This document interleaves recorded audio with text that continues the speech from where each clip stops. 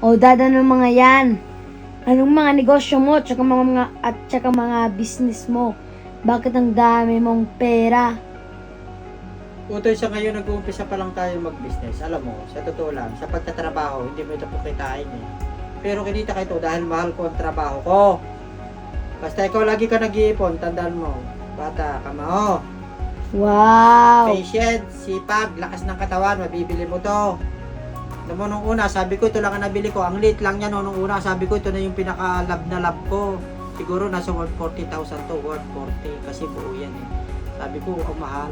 Pero hindi pa rin ako nasiyahan. Bumili pa rin ako ng isa. Ito yung sumunod. Ito, utoy, oh. Hindi ko akalain na makakabili ako. Hindi pa rin ako masaya. Bumili pa ako utoy nito, Damasco. Damasco to utoy, nasa worth of 100,000 euro.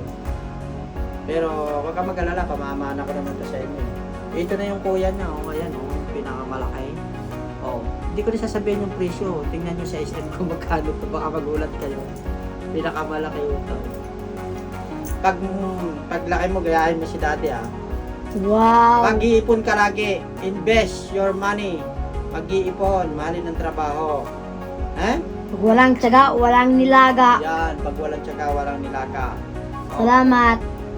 Walang anuman. O, siguro ito, pag ingatan mo, siguro, kulang-kulang 1 milyon to. Dami na luto yung pag bininta mo. O, Mga ilang grams yan lahat. alamin natin 200, 300 gano'n. Pero, marami ng pera yan. Bibili pa ako nung pinakatag 1 milyon na kwintas kung gusto. Pag si daddy sinewerte. Yan. Yun ang gusto kong bilhin, yung pinakatatay. Siguro nasa 20 ang lapad ng auto. Ito 15 to eh. Palta pa ng 5 lapad kung ganun kalapad oh. Sinusuot ng mga, kaya natin yan. Basta lagi ng healthy. At mahalin ang trabaho. Yan, ito eh. Good luck, Utoy. Come on.